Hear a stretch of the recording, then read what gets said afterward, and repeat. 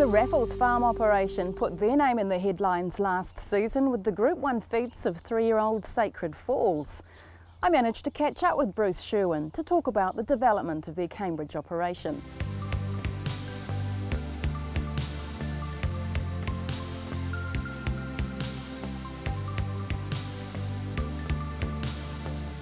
Bruce, you've only been here at Raffles Farm for 5 years. Success has come incredibly quickly for you. Yeah, it has been terrific, it really has.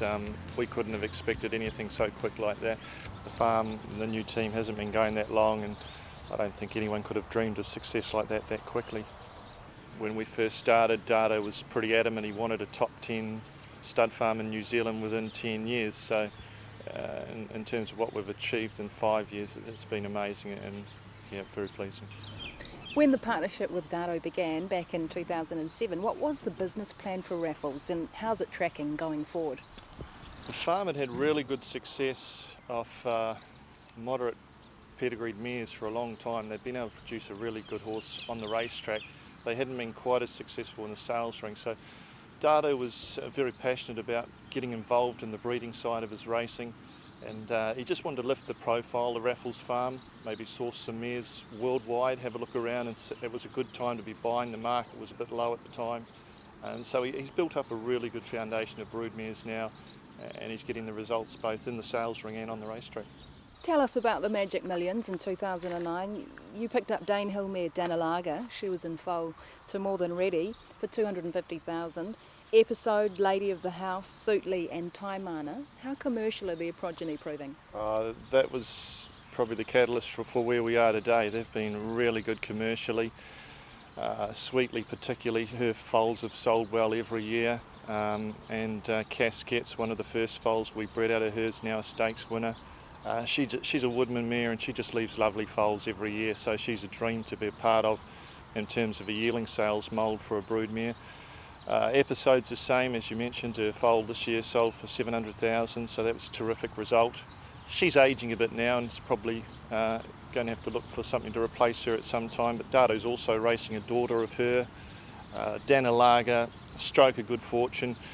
She was a risk at the time. Her first foals, both one had died and the other had been destroyed at a young age from an accident, so she was a risk, and More Than Sacred's come out to be her first foal. And physically she wasn't there as a yearling, so we elected not to put her through the ring. We didn't think we'd get the value for her that we thought she was worth, and it's just worked out really well that she's turned out to be a terrific racehorse. What is it particularly that you look for in a brood mare? The first key is type. That comes back to success in the sales ring. It's got to be a nice, strong, type, correct, good walking horse. And then it's got to back it up with a pedigree that's also commercial. So when you're backing up a nice type and a good pedigree, it becomes an expensive exercise. So you've got to be very careful, and thankfully we've got someone like Dado behind us that's got the budget to allow us to do that. What are you setting out to achieve with the foals you're producing here? Well, obviously racetrack results is key to long-term success, and we like to breed something that the market likes, a good style of horse, and I think that's going back to More Than Sacred. She didn't go to the sales because she perhaps wasn't the kind of horse buyers were looking for. So we want to maximise our price in the sales ring, so we're hoping to breed a nice type, but ultimately long-term the good type has to produce on the racetrack when it gets there. Bruce, obviously Sacred Falls and Shamrocker have really propelled the farm's racing profile, both of them bought through the sale ring. They perhaps best illustrate your business formula of breed to sell and buy to race. Why is that working so well for you? I think the market and the buyers appreciate that you're putting everything out there for sale.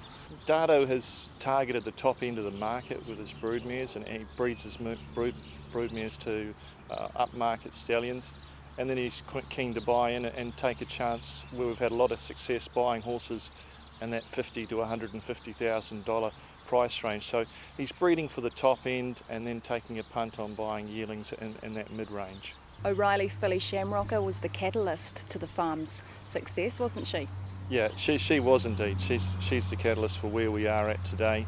It was the first horse we bought for Dado, and it was actually owned by the farm, so I was a shareholder in that. And I went to the sales wanting to buy an O'Reilly filly, myself and Guy Mulcaster, searched far and wide and managed to get a piece of Shamrocker, and she went on to achieve great things on the racetrack, and that gave Dato the confidence to invest going forward. And of course it was O'Reilly that produced Sacred Falls, who you're now racing in partnership with Waikato Stud.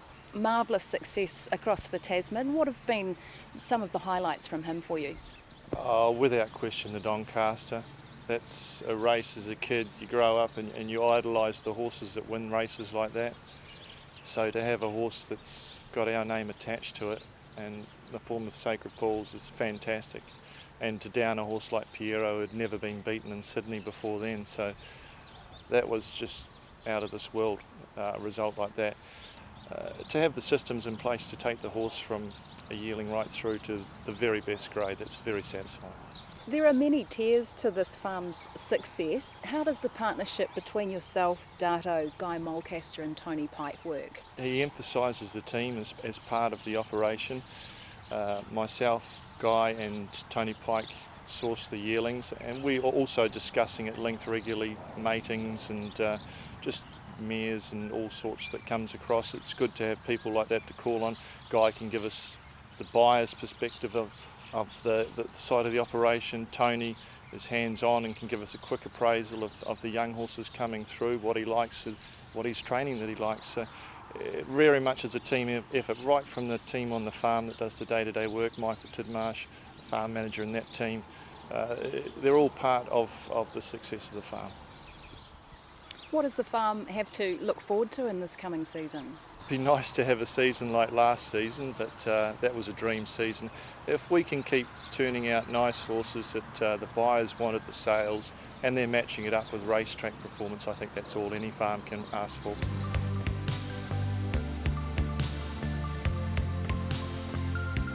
Raffles Farm's come a long way in the past 5 years. Long may it continue.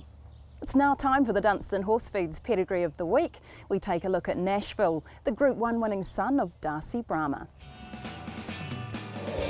Life takes satisfaction at claiming further success at a premier equestrian event was evident after Nashville's Group 1 win in the Haunui Farm Classic, when he modestly tweeted, "a little bit chuffed." The Olympic gold medal winning rider had every right to be. Best known for his feats in eventing circles, he has always enjoyed an active interest in racing, a legacy of his late father Bob, who was a well-known breeder and owner. Tate bred the Adrian Bull train Nashville, who stalked a star-studded field in the Otaki Group 1 weight for age feature and put them to the sword. The Darcy Brahma gelding leaving in his wake Group 1 performers the ilk of Veyron, Ocean Park and Final Touch. Tate bought Nashville's dam, Royal Academy mare Royal Kiss, privately out of Australia. She was in foal to Al Mahar, and Tate sold the resulting colt for $170,000 as a yearling at Karaka. Royal Kiss missed to Galileo, but her next mating was to Darcy Brahma to produce Nashville, whom Tate sold at the 2010 ready-to-run sale of 2-year-olds, knocked down to Taupo bloodstock agent Paul Beamish for $40,000. Tate then mated Royal Kiss with pins and then sent her to Stravinsky, but the urge to return to the international equestrian circuit then grew too great, and he sold the mare at the Sydney Easter Broodmare sale for $40,000, knocked down to Whited Upper bloodstock agent Bruce Perry, buying on behalf of Wellington businessman Le Patagna, who sold the resulting Stravinsky filly and last year mated the mare back to Darcy Brahma. Placed in England, Irish-bred Royal Kiss is the daughter, by Chris, of Group 2 Nassau Stakes winner Horwidges, who was placed in both the English and Irish Oaks. Nashville's great-granddam, Mill Reef mare Canadian Mill, was also a stakes performer, finishing second in the Group 1 Cheverley Park Stakes at Newmarket. This week's Pedigree of the Week is proudly brought to you by Dunstan Horse Feeds.